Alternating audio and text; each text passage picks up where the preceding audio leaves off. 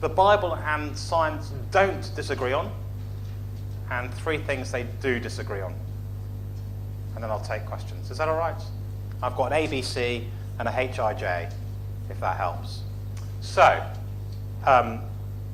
no, the Bible and science don't disagree. Number 1, A, Bible and science don't disagree on their aim, because both the Bible and science agree that truth exists.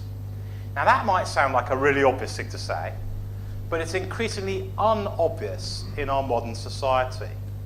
I've been involved in doing missions all over the country, and I've done missions for music students, the Royal Academy of Music, just by the Royal Albert Hall, where the prom concerts come from. You might have seen the last night of the proms. Well, just opposite there is the Royal Academy of Music. And I've done mission weeks for those guys. The RADA, the Royal Academy of Dramatic Art, where people like Benedict Cumberbatch train. So I've done mission weeks with music students and actors and actresses. And I've done mission weeks in places like Imperial College London, where only scientists train. And you'll find that the difference between those 2 places is very big, because scientists believe that truth exists. But lots of people who are studying music or studying drama don't believe in truth at all. There's a difference between modernism and postmodernism, okay? I'm not going to go into all the detail. You can ask me about it later on. But to a modernist who's a scientist, there is truth and we need to find it out. To a postmodernist, there's no such thing as absolute truth. So I might say to a postmodernist, I've looked into the facts about the resurrection, and the facts are really clear. And they will look you in the eye and say, well, that could be true for you, but it's not my truth. Have you ever heard anybody say that? That could be true for you. I'm glad it's true for you. It's not my truth. To which you want to say, well, let me tell you about gravity, and let me take you to the top of a high building. Is that your truth? You see, there are some things that are just universal truths, like gravity, aren't there? And the danger for postmodernism is that they don't recognize any truth at all. Does that make sense? So the Bible and science agree on an aim, which is that we're trying to find out truth. I once had someone say to me that they believed that there was absolutely no truth. Absolutely no truth. It's a crazy thing to say, isn't it? Because the obvious question is, well, do you think that's true? Well, if it is true, then you have a truth. But sadly, she couldn't see that. She was rewarded just after this conversation by being made a canon of St. Paul's Cathedral in London. There we go. It tells you what you need to do to progress in the Church of England. So the aim, we agree on truth. Science and the Bible agree on truth. Secondly, we agree on the basis, because we agree that the universe is trustworthy. Here we go. I've got a pen. What happens when I open my fingers? We're going to do some science here. What happens when I open my fingers? Ethan? It goes down. Right, why is that? Newtonian law of gravity. What happens if I do it again? Right, okay, good. Okay, what happens if I do it again? What happens if I could get in a time machine, go back to the time of the pharaohs in Egypt and do the same experiment? What would happen then? How do you prove that? How would a scientist prove that? Answer, they can't. So this is where the science of Christianity thing gets quite interesting. So both science and Christianity have a core basis, which is that the universe is reliable. Christians base that reliability in God. Scientists take it on faith. Really interesting, isn't it? They cannot prove something. And that's really important, because many of the most intelligent scientists who were not Christians would say that that is the single hardest question for them to answer. Just worth thinking about that. Thirdly, you can ask me more about that if you want to later on. But we also agree on a conviction. We don't disagree, because science and Christianity believe in testing evidence. So some of you will have watched the news in the last few days. Have you seen the news about Centre Parks and the Daily Mail? Centre Parks are now no longer stocking Daily Mail, because they put an advert in Daily Mail and it came out next to an article which was about a scientific study that says that children do better to have a mum and a dad, as opposed to a mum and a mum and a dad and a dad. So Centre Parks have pulled their support Daily Mail anymore. which is a great example of being unscientific, isn't it? What should you do if you find a scientific article and you disagree with its conclusion? What should you do? You should read the article, shouldn't you? And you should publish an article saying, this scientific article makes no sense because it's failed to take into account this, or it hasn't done a proper study, or you show the flaw. That's how science works. But what Centre Parks have done is said, we're not engaging with truth, which is going to separate. It's interesting, isn't it? So both the Bible and scientists should follow the truth wherever it leads. So in my holiday, I've just been reading a really fascinating biography of Einstein. Okay? Einstein blew apart what people thought the universe did. Isaac Newton was this great, towering figure who would help them to understand the universe through the law of gravity. And you might remember the thing about the apple dropping from the tree and so on. And Einstein's theories totally changed how they thought the world worked. Okay? But Einstein was a scientist. So he followed truth wherever it led. Does that make sense? Science should always do that. You follow truth wherever it leads, however awkward it is. Andrew Sachs did that when he looked into resurrection, and it made him a Christian. Do you see? So those are things I think we agree on. We agree on an aim because truth exists. We agree on a basis that this world is reliable, and we agree on a conviction that we should test evidence. Now that means there are bad scientists, not evil bad, but they are unscientific scientists, and there are unwise Christians. Here's my screen on that. So there can be a blind faith in science that won't read Christian books. So I've met scientists who will not sit down and look into the evidence for the resurrection. It's called blind faith, isn't it? Their faith in science means they don't have to look at something that challenges their beliefs. And I've met Christians who've got blind faith and won't read books that might challenge their beliefs. It's possible to be a scientist and have a blind faith in science. It's possible to be a Christian and have a blind faith in Christianity. What we want to do is to be looking at evidence and following the evidence. Everybody happy so far? Okay? Brilliant. Okay, here's 3 little things that I think we do disagree on. I mean, there are lots of things we disagree on. History, intention, and judgment. That is, making judgment about evidence. So first of all, history. You know the whole idea about science and Christianity disagreeing? It's really quite a modern thing. Happened in the middle of the 1850s. And these guys are to blame. So Andrew Dixon White and John William Draper. The reason that this happened, this is all in their writings in America in particular, was because a lot of the science up until those days was being done by 2 groups of people. Either the people who came from rich families who could afford it, Charles Darwin, or by clergymen who only work 1 day a week. We don't do anything else, do we? So they could just be scientists the rest of the time. So almost all the scientific investigation back in those days was being done by the rich or the clergy. And they wanted to develop a group of professional scientists who actually get paid for doing science. Okay? So they basically whipped up this whole storm about science and Christianity disagreeing. And if you read back through the history of it, you'll see it's all started by a bunch of scientists who want to be paid as scientists. So it's not just done by rich people who can afford it, or by vicars who get 6 days off every week. It's actually done by professionals. Okay? You can read articles on that online. There's a really helpful one on the Gospel Coalition website. So if you get on the Gospel Coalition website, it was published on the 14th of February, so just last week. And you can read about that history. There's a lot of myths, isn't there? Myths that the church used to try and defend the truth. Some myths that the church used to try and defend the fact that the earth is flat, never did. So there's myths of other battles. But here's one thing that's really important, okay? And here's where the church has got something wrong. Okay? What's a good example of this? Let's take volcanoes, okay? So let's imagine you go back 3,000 years and you live in a village near a volcano. And you don't know anything about tectonic plates, you don't know anything about molten lava, and you know that the deities lived on the top of the mountain, wouldn't you?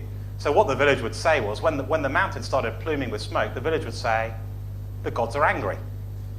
Right? Okay?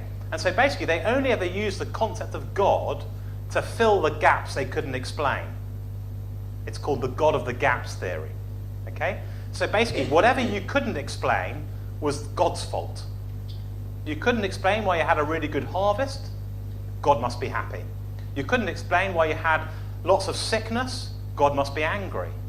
And then science developed, and actually we learnt about volcanoes, and we had a good harvest because we had a really good amount of sunshine and rain in good balance. And we learnt about the fact that everybody was ill in January, February because we didn't have a cold enough winter. And a really ice-cold winter 3,000 years ago would kill lots of the germs. But a really mild winter, you'd always get lots of plagues following it. So do you see how if God was the God who just filled in the gaps, then as science got bigger, there are less gaps. So God got smaller. Do you see what I mean? This is history here. So if God was the one that you just used to plug the gaps in your knowledge, then as knowledge expands, God shrinks. But that's never been the Christian view of the world. The Christian view of the world is that the heavens declare the glory of God. So the more marvellous I think the heavens are, the more marvellous I think God is. In fact, in this country, the building that is responsible for the highest number of Nobel Prizes is the Cavendish Labs, the Cavendish Laboratories in Cambridge. And if you went to the old Cavendish Laboratories, there was a massive pair of great big wooden doors, look a bit like the doors to the mines of Moria in Lord of the Rings. And over those doors was written, "Great are the works of the Lord." Well, walking under that Bible verse didn't stop them winning loads and loads and loads of Nobel Prizes, because they knew that the more they learnt about the world, the more they learnt about the Creator. Okay? So one way we disagree is about history. There's a historical basis to the fight between the Bible and science. There's a historical basis to this God of the gaps. We blame God for volcanoes, we blame God for harvests, we blame God for plagues. Okay, so there's a history thing where we actually disagree on. Okay, that's one thing. Ask me more about that later on. We disagree about intention. I put that Bertrand Russell quote up at the beginning. Let me just read it again. The impactors have got it on their sheets. Whatever knowledge is attainable must be attained by scientific methods. And what science cannot discover, mankind cannot know. Have you spotted what the obvious question is to ask? Do you see what he's saying there? He's saying the only way you can ever know anything is through science. Do you see that? That's what. Oh. Can you flick it up again, Keith? You just go back to the beginning, just so we've got it on the screen. It's a long quote, isn't it? There we are. Whatever knowledge is attainable must be attained by scientific methods. And what science cannot discover, mankind cannot know.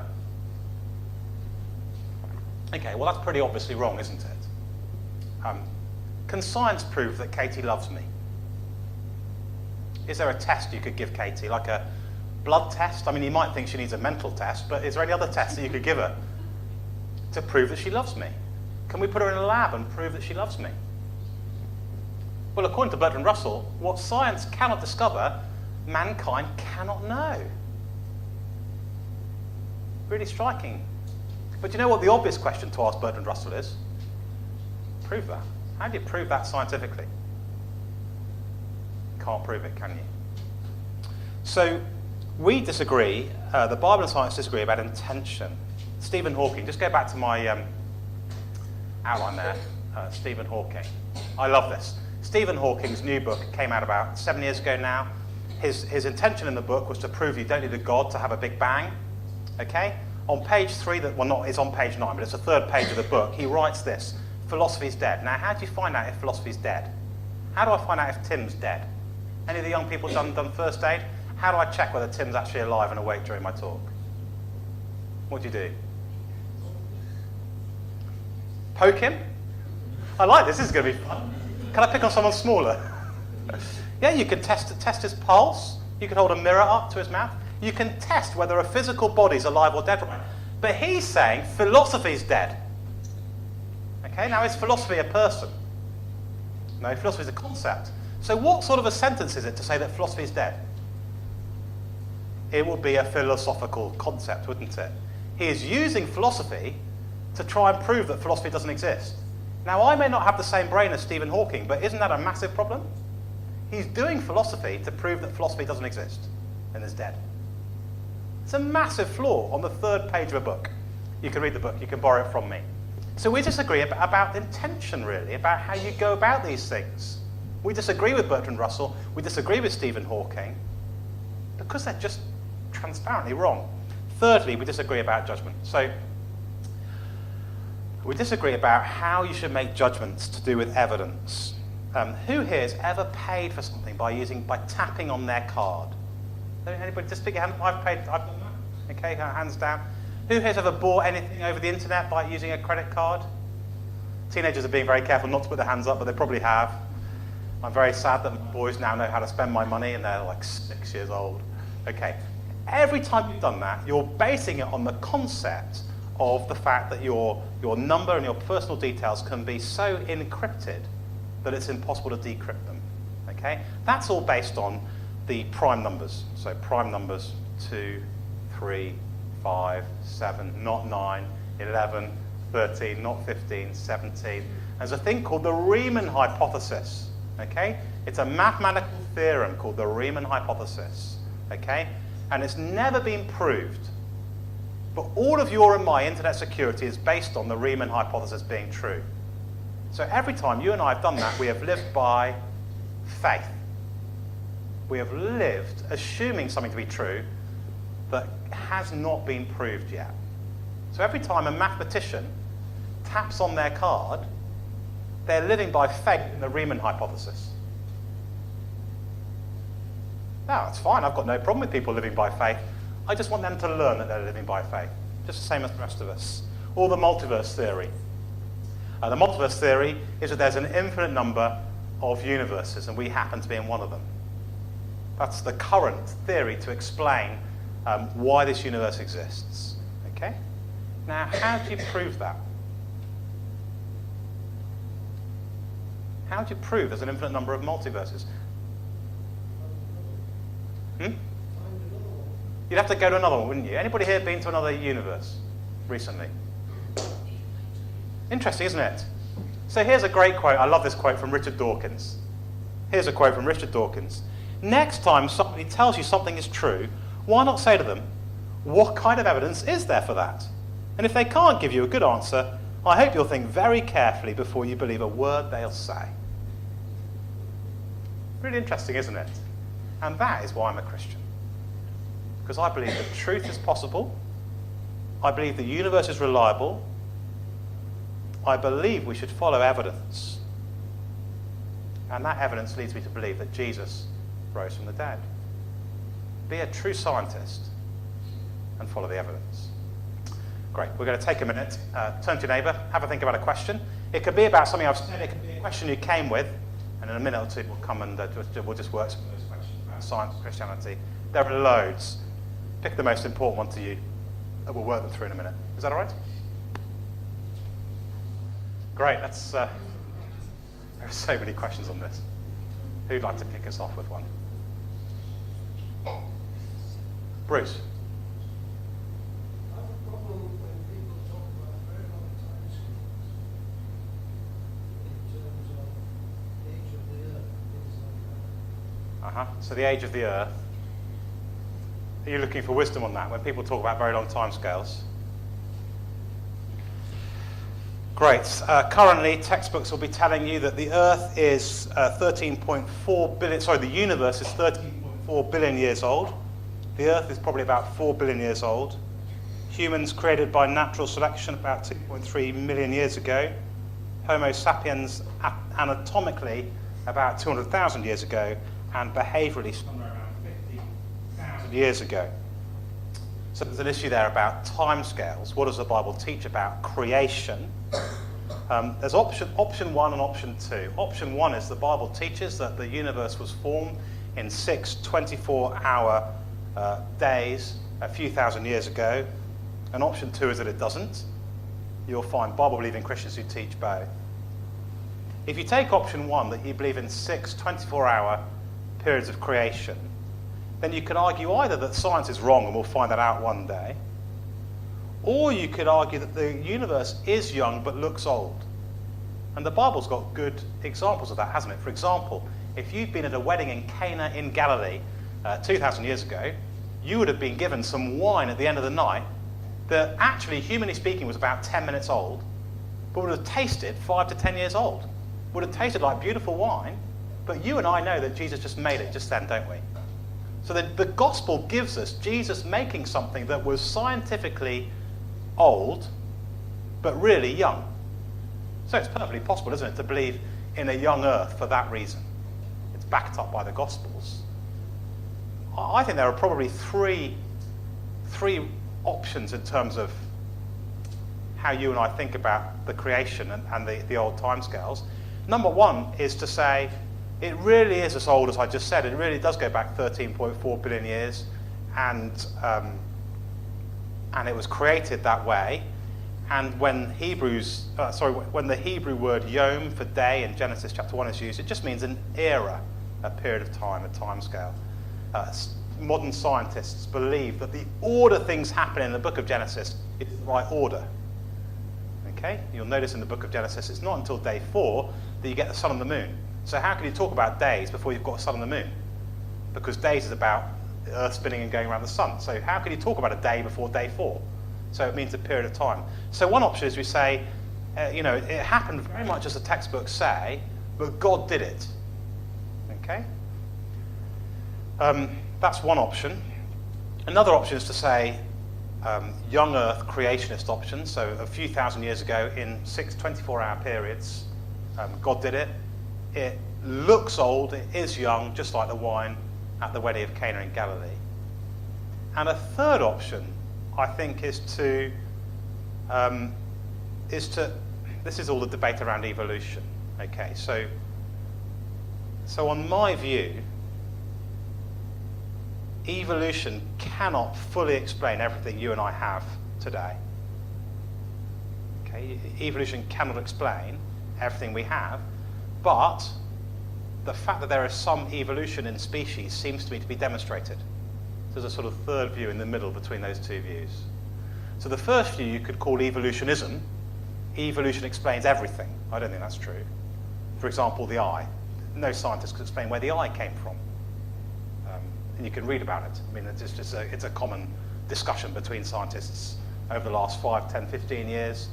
Ice cores. You know how they've taken these great big drills and they've drilled down over a mile deep through the ice cap, right? And inside the ice is trapped all sorts of bits of air and dust.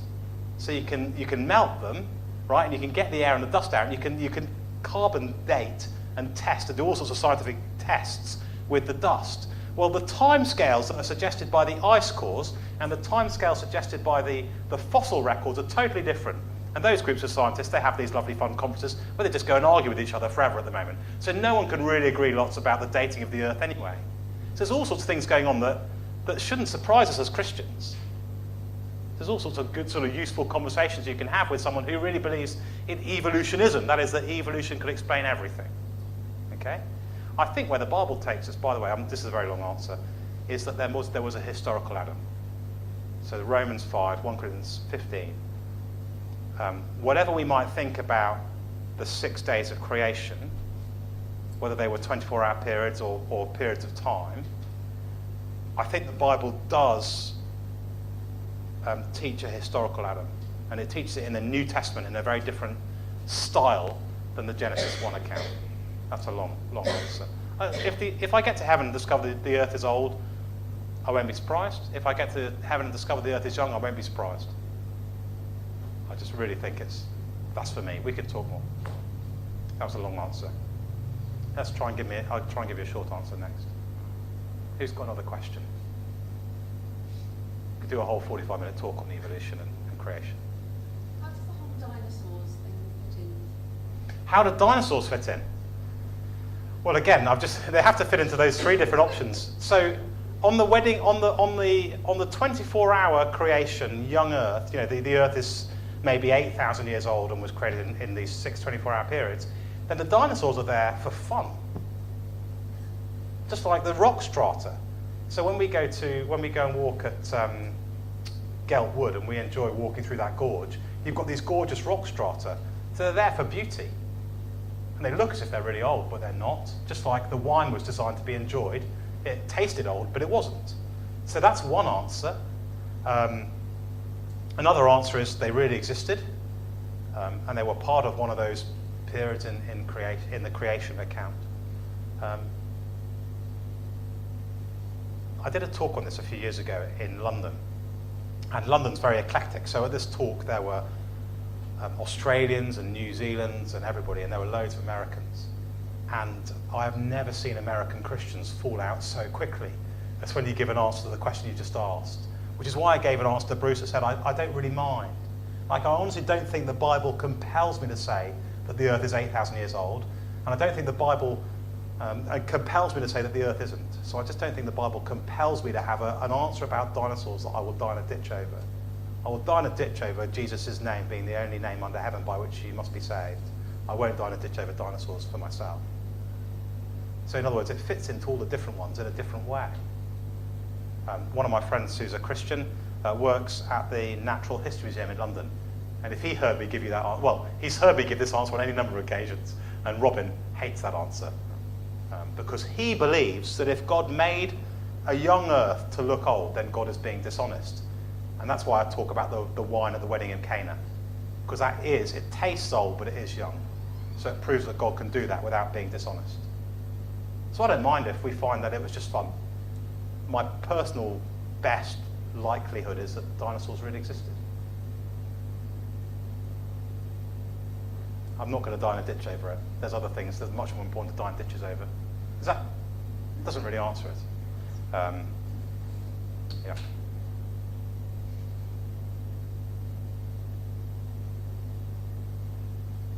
We're going to think about this in a few weeks at our Give It Some Thought evening, about why do Christians disagree about stuff. And that's a great example. So it's a great reason to come along that Wednesday night and think through some of these things.